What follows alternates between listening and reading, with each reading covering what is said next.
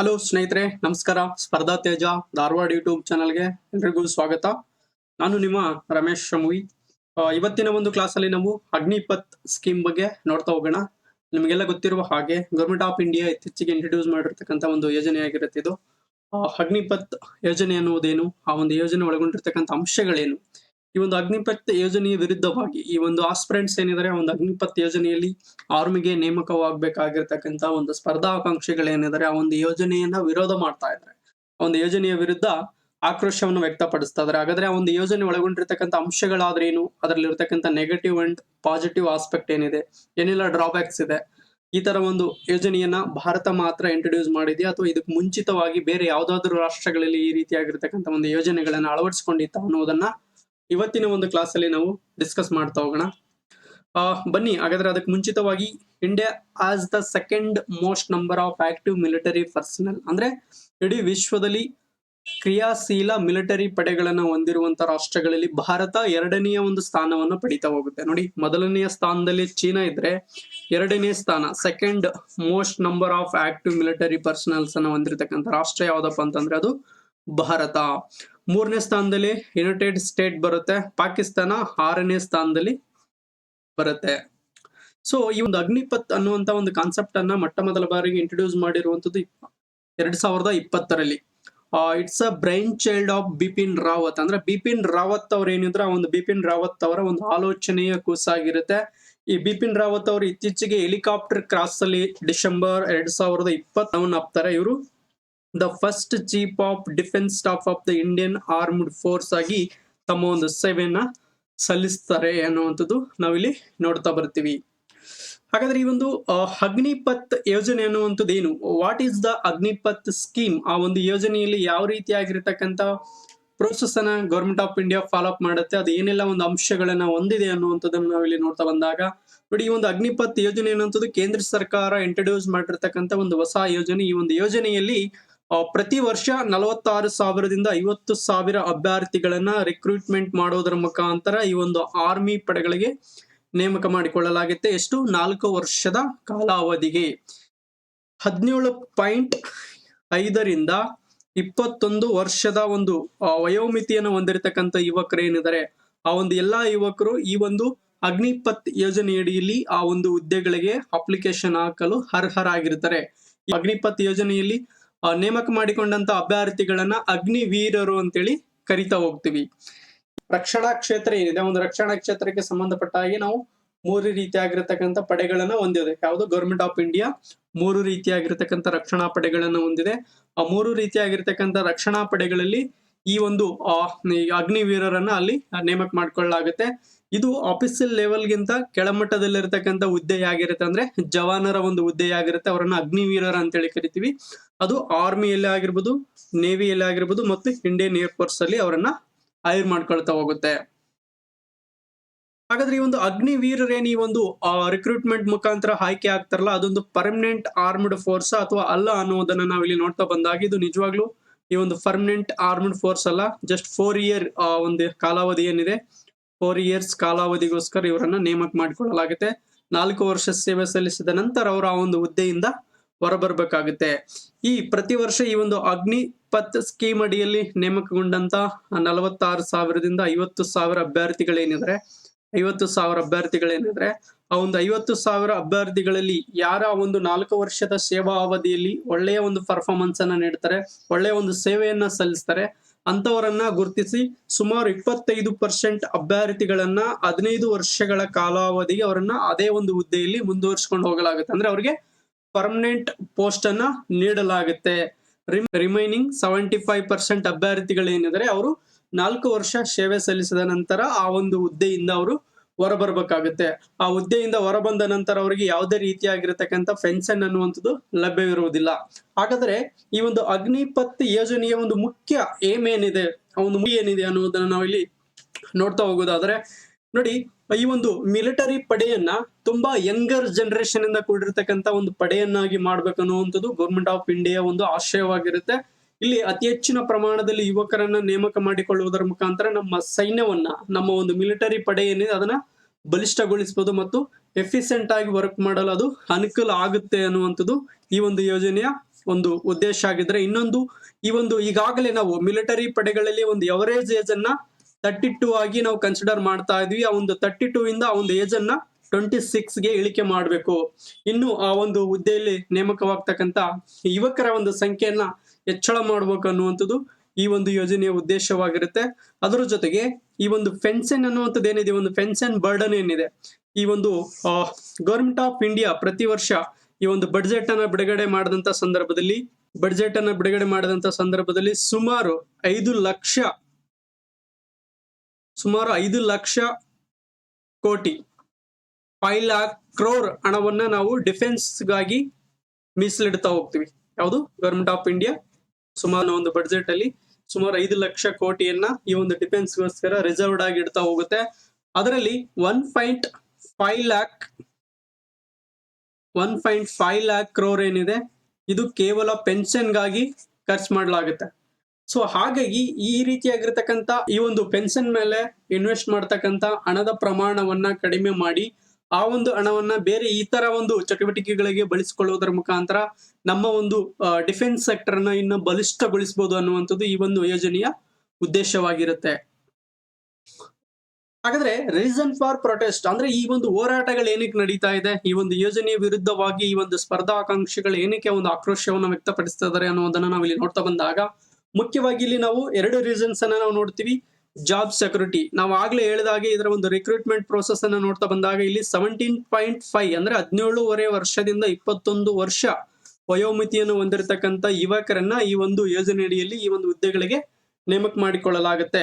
ಇವರು 4 ವರ್ಷಗಳ ಕಾಲ ಸೇವೆ ಸಲ್ಲಿಸಿದ ನಂತರ ಆ ಒಂದು ಹುದ್ದೆಯಿಂದ ಕೈ ಬಿಡಲಾಗುತ್ತೆ. ಅದಾದ ನಂತರ ಅವರ ಒಂದು ಜಾಬ್ ಸೆಕ್ಯೂರಿಟಿ ಅನ್ನುವಂಥದ್ದು ಏನಿರುತ್ತೆ, ಅವರ ಒಂದು ಜೀವನ ಆಧಾರ ಅನ್ನುವಂಥದ್ದು ಏನಿರುತ್ತೆ ಅನ್ನುವಂಥದ್ದು ಇವರ ಒಂದು ಪ್ರಶ್ನೆ ಆಗಿರುತ್ತೆ. ಅವರಲ್ಲಿ ಒಂದು ಅಭದ್ರತೆಯ ಭಾವ ಅನ್ನುವಂಥದ್ದು ಕಾಡ್ತಾ ಇದೆ ಅನ್ನುವಂಥದ್ದನ್ನ ನಾವು ಇಲ್ಲಿ ಮೊದಲನೇ ರೀಸನ್ ಅನ್ನ ನಾವು ನೋಡ್ತಾ ಹೋಗ್ಬೋದು. ಇವರ ವಾದ ಏನಪ್ಪಾ ಅಂತಂದ್ರೆ, ಈ ಒಂದು 4 ವರ್ಷದ ಅವಧಿಗೆ ಬದಲಾಗಿ ನಮ್ಮನ್ನ ಪರ್ಮನೆಂಟ್ ಆಗಿ ಆ ಒಂದು ಪೋಸ್ಟ್ ಅಲ್ಲಿ ನಮ್ಮನ್ನ ನೇಮಕ ಮಾಡ್ಕೋಬೇಕು, ಮುಂದುವರ್ಸ್ಕೊಂಡು ಹೋಗ್ಬೇಕು ಅನ್ನುವಂಥದ್ದು ಈ ಒಂದು ಸ್ಪರ್ಧಾರ್ಥಿಗಳ ಒಂದು ವಾದವಾಗಿರುತ್ತೆ. ಅದೊಂದು ಕಡೆ ಆದ್ರೆ ವೇಸ್ಟೇಜ್ ಆಫ್ ಟ್ರೈನಿಂಗ್ ನೋಡಿ, ಈ ಒಂದು ಹುದ್ದೆಗೆ ಅನ್ನುವಂತ ಒಂದು ಸ್ಪರ್ಧಾಕಾಂಕ್ಷಿಗಳೇನಿದ್ದಾರೆ ಅವರು ಸುಮಾರು ವರ್ಷಗಳಿಂದ ಆ ಒಂದು ಹುದ್ದೆಗೆ ಏನ್ ರಿಕ್ವೈರ್ಮೆಂಟ್ ಇರುತ್ತೆ ಎಲ್ಲಾ ರೀತಿಯಾಗಿರ್ತಕ್ಕಂಥ ಒಂದು ಪ್ರೋಸೆಸ್ ಅನ್ನ ಅಥವಾ ಒಂದು ಪ್ರಿಪರೇಷನ್ ಅನ್ನ ಅವರು ಮಾಡ್ತಾ ಇರ್ತಾರೆ. ಅಂದ್ರೆ ಫಿಸಿಕಲಿ ಒಂದು ಫಿಟ್ನೆಸ್ ಅನ್ನ ಅವರು ಪಡ್ಕೊಳ್ತಾ ಇರ್ತಾರೆ. ಯಾಕಂದ್ರೆ ಅದಾದ ನಂತರ ಅವರು ಈ ಒಂದು ಹುದ್ದೆಗೆ ಸೆಲೆಕ್ಟ್ ಆದ ನಂತರ ಅವರಿಗೆ 6 ಮಂತ್ ಇವರಿಗೆ ಟ್ರೈನಿಂಗ್ ಅನ್ನ ನೀಡಲಾಗುತ್ತೆ. ಯೂಶಲಿ ನಾವು ಯಾವುದೇ ಒಂದು ಮಿಲಿಟರಿ ಪಡೆಯಲ್ಲಿ ಸೆಲೆಕ್ಟ್ ಆದಂತ ಒಂದು ಮಿಲಿಟರಿ ಪರ್ಸನ್ಸ್ ಏನಿರ್ತಾರೆ ಅವರಿಗೆ 2.5 ಇಂದ 2.5 ಇಂದ 3 years ವರೆಗೆ ಆ ಒಂದು ಟ್ರೈನಿಂಗ್ ಅನ್ನ ನೀಡಲಾಗುತ್ತೆ ಯೂಶಲ್ ಆಗಿ. ಯಾಕಂದ್ರೆ ಒಂದು ಒಳ್ಳೆ ರೀತಿಯಾದಂತ ಒಂದು ಪರ್ಫಾರ್ಮೆನ್ಸ್ ಅನ್ನ ಕೊಡ್ಬೇಕಂದ್ರೆ ಅಟ್ಲೀಸ್ಟ್ ಅವ್ರಿಗೆ 3 year ವರೆಗೆ ಅವ್ರಿಗೆ ಟ್ರೈನಿಂಗ್ ನ ರಿಕ್ವೈರ್ಮೆಂಟ್ ಇರುತ್ತೆ. ಹಾಗಾದ್ರೆ ಈ ಒಂದು ಯೋಜನೆ ಅಡಿಯಲ್ಲಿ ಬರೀ ಕೇವಲ 6 ತಿಂಗಳ ಕಾಲ ಇವರಿಗೆ ಟ್ರೈನಿಂಗ್ ಅನ್ನ ನೀಡಲಾಗುತ್ತೆ. ಅದೊಂದು ಕಡೆ ಆದ್ರೆ ಈ ಒಂದು ಟ್ರೈನಿಂಗ್ ಅವಧಿಯಲ್ಲಿ ಪಡೆದಂತ ಈ ಒಂದು ಸ್ಕಿಲ್ಸ್ ಏನಿದೆ, ಆ ಒಂದು ಫಿಟ್ನೆಸ್ ಏನಿದೆ, ಟ್ರೈನಿಂಗ್ ಅವಧಿಯಲ್ಲಿ ನಾವು ಇನ್ವೆಸ್ಟ್ ಮಾಡಿರ್ತಕ್ಕಂಥ ಟೈಮಿಂಗ್ ಏನಿದೆ ಅದೆಲ್ಲ ವೇಸ್ಟ್ ಆಗುತ್ತೆ. ಅಥವಾ ಈ ಒಂದು ಸೇವಾವಧಿಯಲ್ಲಿ ಅಥವಾ ಈ ಒಂದು ಸೇವೆಗೆ ಸೇರುವುದಕ್ಕೆ ಮುಂಚಿತವಾಗಿ ನಾವು ಪಡೆದಂತ ಈ ಒಂದು 6 ತಿಂಗಳ ಕಾಲಾವಧಿಯ ಒಂದು ಟ್ರೈನಿಂಗ್ ಏನಿರುತ್ತೆ, ನಾವು ಒಂದು ಹುದ್ದೆಯಿಂದ ಹೊರಬಂದ ನಂತರ ನಾವು ಪಡೆದಂತ ಟ್ರೈನಿಂಗ್ ಎಲ್ಲ ವೇಸ್ಟ್ ಆಗುತ್ತೆ ಅನ್ನುವಂಥದ್ದು ಈ ಒಂದು ಸ್ಪರ್ಧಾರ್ಥಿಗಳ ಒಂದು ವಾದವಾಗಿದೆ. ಅದಲ್ಲ, ಈ ಎಲ್ಲಾ ಒಂದು ಗೊಂದಲಗಳಲ್ಲಿ ಅವರು ಈ ಒಂದು ಯೋಜನೆ ವಿರುದ್ಧವಾಗಿ ಅವರು ತಮ್ಮ ಒಂದು ಹೋರಾಟವನ್ನ ಮುಂದುವರಿಸ್ತಾ ಇದ್ದಾರೆ.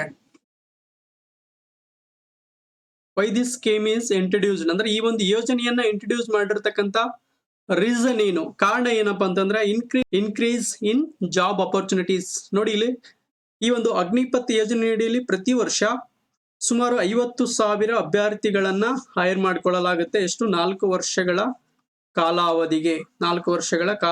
ಇದು ಆಲ್ರೆಡಿ ಇಂಡಿಯಾ ಈ ಒಂದು ಅನ್ಎಂಪ್ಲಾಯ್ಮೆಂಟ್ ಪ್ರಾಬ್ಲಮ್ ಅನ್ನ ಎದುರಿಸ್ತಾ ಇರತಕ್ಕಂತ ಒಂದು ಸಂದರ್ಭ ಇದು. ಆಫ್ಟರ್ ಕೋವಿಡ್ ಆದ ನಂತರ ಸುಮಾರು ಜನ ಉದ್ಯೋಗಾವಕಾಶಗಳನ್ನ ಪಡೆಯಲು ಸ್ಟ್ರಗಲ್ ಮಾಡ್ತಾ ಇದ್ದಾರೆ, ಎಸ್ಪೆಷಲಿ ಯೂತ್ಸ್. ಸೊ ಅಂತಹ ಸಂದರ್ಭದಲ್ಲಿ ಜಾಬ್ ಕ್ರೈಸಿಸ್ ಅನ್ನುವಂಥದ್ದು ತುಂಬಾ ಇದೆ ನಮ್ಮ ಇಂಡಿಯಾದಲ್ಲಿ. ಸೊ ಹಾಗಾಗಿ ಈ ಒಂದು ಅಗ್ನಿಪಥ್ ಯೋಜನೆ ಅಡಿಯಲ್ಲಿ ಪ್ರತಿ ವರ್ಷ 50,000 ಜನರಿಗೆ ಉದ್ಯೋಗಾವಕಾಶಗಳು ಲಭ್ಯವಾಗುತ್ತೆ ಅನ್ನುವಂಥದ್ದು ಈ ಒಂದು ಸ್ಕೀಮ್ ನ ಇಂಟ್ರೊಡ್ಯೂಸ್ ಮಾಡೋದ್ರ ಒಂದು ಮುಖ್ಯ ಉದ್ದೇಶವಾಗಿರುತ್ತೆ. Increase in job opportunities. ಅದಾದ್ರೆ ರಿಡಕ್ಷನ್ ಇನ್ ಮಿಲಿಟರಿ ಎಕ್ಸ್ಪೆಂಡಿಚರ್ ಮತ್ತು ಪೆನ್ಷನ್. ನಾವು ಆಗ್ಲೇ ಹೇಳ್ದಾಗೆ ನಮ್ಮ ಬಡ್ಜೆಟ್ ಅಲ್ಲಿ ಮಿಲಿಟರಿಗೋಸ್ಕರ ಅಥವಾ ಡಿಫೆನ್ಸ್ಗೋಸ್ಕರ ಮೀಸಲಿಟ್ಟಂತ ಹಣದಲ್ಲಿ ಸುಮಾರು 1.5 ಲಾಖ್ ಕ್ರೋರ್ ಅನ್ನ ನಾವು ಪೆನ್ಷನ್ಗೋಸ್ಕರ ಖರ್ಚು ಮಾಡ್ತಾ ಇದ್ವಿ. ಮಿಲಿಟರಿ ಎಕ್ಸ್ಪೆಂಡಿಚರ್ ಮತ್ತು ಪೆನ್ಷನ್ ಅಂತ ಬಂದಾಗ ಒಂದು ಮಿಲಿಟರಿಲಿ ನೇಮಕವಾಗಿರ್ತಕ್ಕಂಥ ಒಂದು ಅಭ್ಯರ್ಥಿಗಳೇನಿರ್ತಾರೆ ಅವರಿಗೆ ನೀಡತಕ್ಕಂಥ ಶಾಲರಿ ಆಗಿರ್ಬೋದು ಮತ್ತು ಇತರ ಒಂದು ಬೆನಿಫಿಟ್ಸ್ ಗಳಾಗಿರ್ಬೋದು ಮತ್ತು ಅವರ ಒಂದು ಪೆನ್ಷನ್ ಗಳಾಗಿರ್ಬೋದು ಅದರ ಮೇಲೆ ವಿಪರೀತವಾಗಿರತಕ್ಕಂಥ ಒಂದು ಹಣವನ್ನ ನಾವು ಇಲ್ಲಿ ಖರ್ಚು ಮಾಡ್ತಾ ಇದ್ವಿ. ಅದರಲ್ಲಿ ನಾವು ರಿಡಕ್ಷನ್ ಅನ್ನ ಮಾಡಬೇಕು. ಆ ಹಣವನ್ನ ಬೇರೆ ರೀತಿಯಾಗಿರ್ತಕ್ಕಂಥ ಒಂದು ಇಕ್ವಿಪ್ಮೆಂಟ್ ಅನ್ನ ಪರ್ಚೇಸ್ ಮಾಡುವಂತದ್ದಾಗಿರ್ಬೋದು ಅಥವಾ ನಮ್ಮ ಆರ್ಮಿಯನ್ನ ಮಾಡರ್ನೈಸ್ ಮಾಡೋಕ್ಕೋಸ್ಕರ ಆಗಿರ್ಬೋದು ಈ ತರ ಒಂದು ಚಟುವಟಿಕೆಗಳಲ್ಲಿ ಆ ಒಂದು ಹಣವನ್ನ ಎಫಿಷಿಯಂಟ್ ಆಗಿ ಯುಟಿಲೈಸ್ ಮಾಡ್ಕೋಬಹುದು ಅನ್ನುವಂಥದ್ದು ಈ ಒಂದು ಯೋಜನೆಯ ಒಂದು ಉದ್ದೇಶವಾಗಿರುತ್ತೆ. ನೋಡಿ, ಮಾಡರ್ನೈಸ್ ಆರ್ಮ್ಡ್ ಫೋರ್ಸಸ್. ನಿಮ್ಗೆಲ್ಲ ಗೊತ್ತಿರುವ ಹಾಗೆ ಈಗ ಬೇರೆ ಒಂದು ರಾಷ್ಟ್ರಗಳಿಗೆ ಕಂಪೇರ್ ಮಾಡ್ತಾ ಹೋದಾಗ ನಾವು America, China, Russia, Japan military ಪಡೆಗಳನ್ನ ನೋಡ್ತಾ ಬಂದಾಗ ಅಲ್ಲಿ ಟೆಕ್ನಾಲಜಿ ಅವರು ಫಾರ್ವರ್ಡ್ ಇದ್ದಾರೆ. ಅಂದ್ರೆ ಒಂದು ಟೆಕ್ನಾಲಜಿ ಅಡಾಪ್ಷನ್ ಅನ್ನೋದು ಏನಿದೆ ಈ ಒಂದು ಮಿಲಿಟರಿ ಆ ಒಂದು ಟೆಕ್ನಾಲಜಿಯನ್ನ ಅಡಾಪ್ಟ್ ಮಾಡಿಕೊಳ್ಳುವುದರ ಮುಖಾಂತರ ಅವರ ಒಂದು ಮಿಲಿಟರಿ ಪಡೆಗಳನ್ನ ಅವರ ಒಂದು ಡಿಫೆನ್ಸ್ ಸೆಕ್ಟರ್ ನ ಅವರು ಮಾಡರ್ನೈಸ್ ಮಾಡ್ಕೊಂಡಿದ್ದಾರೆ.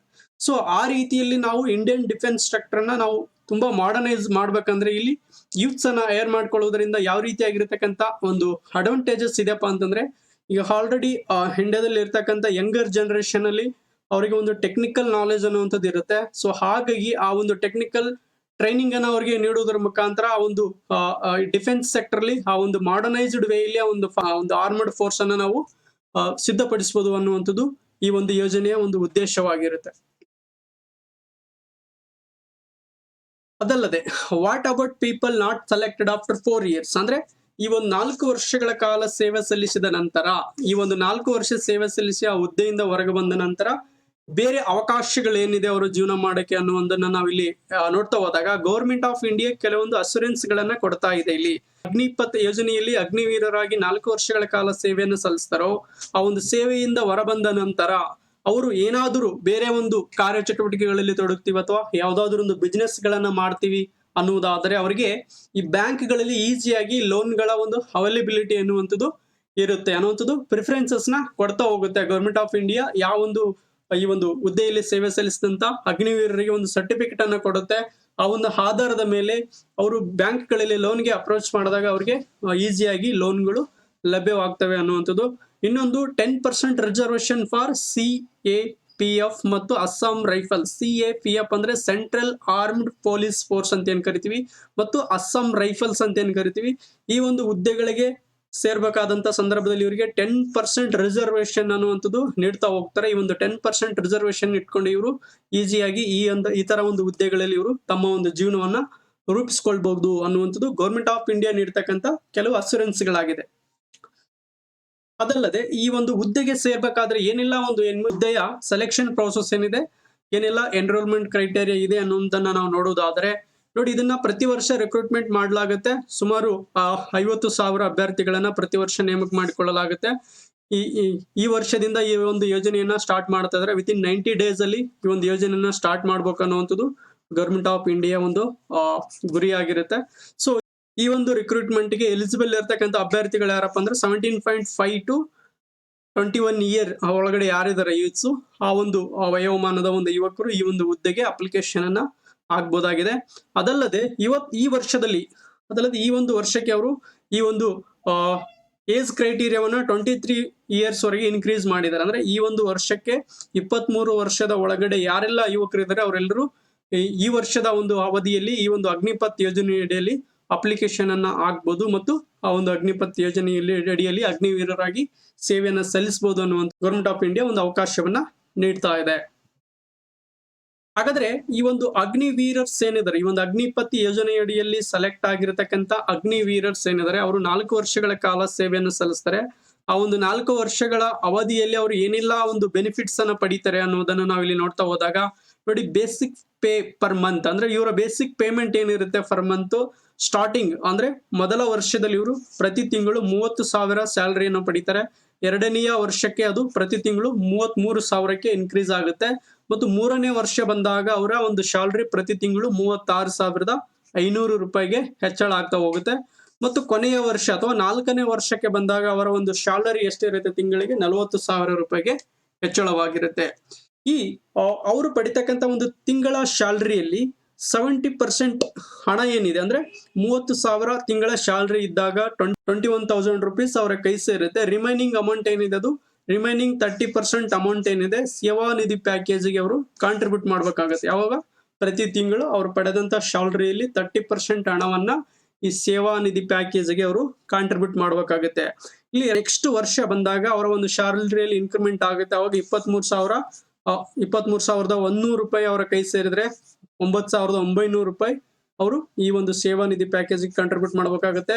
3ನೇ ವರ್ಷಕ್ಕೆ ಅವರು 25,580 ರೂಪಾಯಿ ಅವರ ಒಂದು ಕೈಗೆ ಪಡೆಯುವುದಾದ್ರೆ 10,950 ರೂಪಾಯಿಯನ್ನ ಅವರು ಪ್ರತಿ ತಿಂಗಳು ಈ ಒಂದು ಸೇವಾ ನಿಧಿಗೆ ಕಾಂಟ್ರಿಬ್ಯೂಟ್ ಮಾಡಬೇಕಾಗುತ್ತೆ.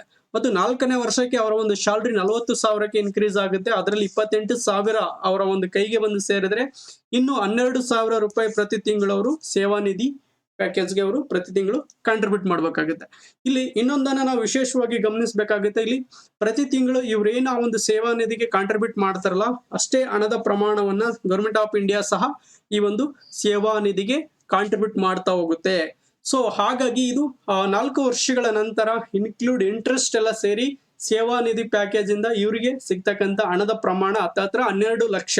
ಅಂದ್ರೆ ಈ ಒಂದು ಎಂಡ್ ಆಫ್ ದ ಇಯರ್ ಅಂದ್ರೆ ಈ ಒಂದು 4 ವರ್ಷಗಳ ಸೇವೆಯನ್ನ ಸಲ್ಲಿಸಿದ ನಂತರ ಈ ಸೇವಾ ನಿಧಿ ಪ್ಯಾಕೇಜ್ಗೆ ಇವರು ಥ್ರೂಔಟ್ ದ 4 years ಏನೋ ಒಂದು ಮಂತ್ಲಿ ಇವ್ರೇನ್ ಕಾಂಟ್ರಿಬ್ಯೂಷನ್ ಏನ್ ಮಾಡಿರ್ತಾರ ಅದರ ಜೊತೆಗೆ ಗವರ್ಮೆಂಟ್ ಆಫ್ ಇಂಡಿಯಾ ಇವ್ರ ಪರವಾಗಿ ಏನ್ ಕಾಂಟ್ರಿಬ್ಯೂಟ್ ಮಾಡಿರ್ತ ಅದೆಲ್ಲ ಹಣವನ್ನ ಸೇರಿ ಅದರ ಜೊತೆಗೆ ಅದರ ಇಂಟ್ರೆಸ್ಟ್ ಎಲ್ಲ ಸೇರಿದ್ರೆ 11.71 lakhs ರೂಪಾಯಿ ಇವರು ಆ ಒಂದು ಯುದ್ಧದಿಂದ ಹೊರಬರ್ಬೇಕಾದ್ರೆ ಅವ್ರಿಗೆ ಸಿಗ್ತಕ್ಕಂತ ಹಣದ ಪ್ರಮಾಣ ಆಗಿರುತ್ತೆ. ಅಂದ್ರೆ ಸೇವಾ ನಿಧಿ ಪ್ಯಾಕೇಜ್ ಅಡಿಯಲ್ಲಿ ಇವರು ಪಡಿತಕ್ಕಂತ ಹಣದ ಪ್ರಮಾಣ ಎಷ್ಟಪ್ಪ ಅಂತಂದ್ರೆ ಅದು 11.71 ಲಕ್ಷ ರೂಪಾಯಿ ಆಗಿರುತ್ತೆ. ಅದಲ್ಲದೆ ಇವರಿಗೆ ಇನ್ನು ಈ ತರ ಒಂದು ಬೆನಿಫಿಟ್ಸ್ ಅನ್ನ ಇಲ್ಲಿ ನಾವು ನೋಡ್ತಾ ಹೋಗೋದಾದ್ರೆ ಇಲ್ಲಿ ನಾನ್ ಕಾಂಟ್ರಿಬ್ಯೂಟರಿ ಲೈಫ್ ಇನ್ಶೂರೆನ್ಸ್ ಅಂದ್ರೆ ಈ ಒಂದು ಹುದ್ದೆಯಲ್ಲಿದ್ದಂತ ಸಂದರ್ಭದಲ್ಲಿ ಅಥವಾ ಹುದ್ದೆಯಿಂದ ಹೊರಬಂದ ನಂತರ ಏನಾದರೂ ಅಪಘಾತಗಳಿಗೀಡಾದರೆ ಅಥವಾ ಪ್ರಾಣಕ್ಕೆ ಹಾನಿಯಾದಂತ ಸಂದರ್ಭದಲ್ಲಿ ಅವರಿಗೆ ಲೈಫ್ ಇನ್ಶೂರೆನ್ಸ್ ಮುಖಾಂತರ 48 ಲಕ್ಷಗಳ ವರೆಗೂ ಹಣವನ್ನ ಪಡಿತಕ್ಕಂತ ಒಂದು ಅವಕಾಶಗಳಿರುತ್ತೆ. ಸೊ ಇಷ್ಟೆಲ್ಲ ಈ ಒಂದು ಬೆನಿಫಿಟ್ಸ್ ಅನ್ನ ನಾವು ಈ ಒಂದು ಯೋಜನೆಯಲ್ಲಿ ಪಡಿಬಹುದಾಗಿದೆ. ಸೊ ಈಗ ನಾವು ಕನ್ಕ್ಲೂಷನ್ ಪಾರ್ಟ್ಗೆ ಬರೋಣ.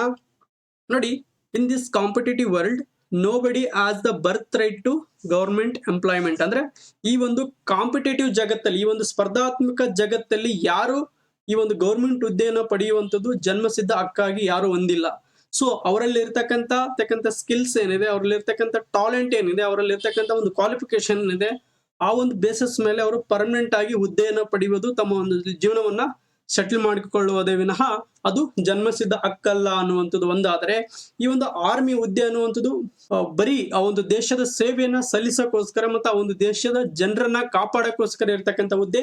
ಇಲ್ಲಿ ಯಾವುದೇ ರೀತಿಯಾಗಿರ್ತಕ್ಕಂಥ ಒಂದು ಲೈಫ್ ಸೆಟಲ್ ಮಾಡ್ಕೊಳ್ತಕ್ಕಂಥ ಒಂದು ಪ್ಲಾಟ್ಫಾರ್ಮ್ ಇದಾಗಿರುವುದಿಲ್ಲ ಅನ್ನುವಂಥದ್ದು ಸುಮಾರು ಜನರ ಒಂದು ವಾದವಾಗಿರುತ್ತೆ. ನೋಡಿ, army's job is to protect Indian citizens not necessarily to employ them. ಅಂದ್ರೆ ಈ ಆರ್ಮಿ ಹುದ್ದೆ ಅನ್ನುವಂಥದ್ದು ಬರೀ ಆ ಒಂದು ದೇಶದ ರಕ್ಷಣೆಗೆ ಮತ್ತು ಆ ಒಂದು ದೇಶದ ಜನರ ಒಂದು ರಕ್ಷಣೆಗೆ ಇರ್ತಕ್ಕಂಥ ಒಂದು ಪ್ಲಾಟ್ಫಾರ್ಮ್. ಅಂದ್ರೆ ಆ ಒಂದು ದೇಶಕ್ಕೋಸ್ಕರ ಸೇವೆ ಸಲ್ಲಿಸ್ತಕ್ಕಂಥದ್ದು ಮತ್ತು ಆ ಒಂದು ದೇಶದ ಜನರ ರಕ್ಷಣೆ ಮಾಡುವಂತ ಒಂದು ಪ್ಲಾಟ್ಫಾರ್ಮ್ ಆಗಿರುತ್ತೆ.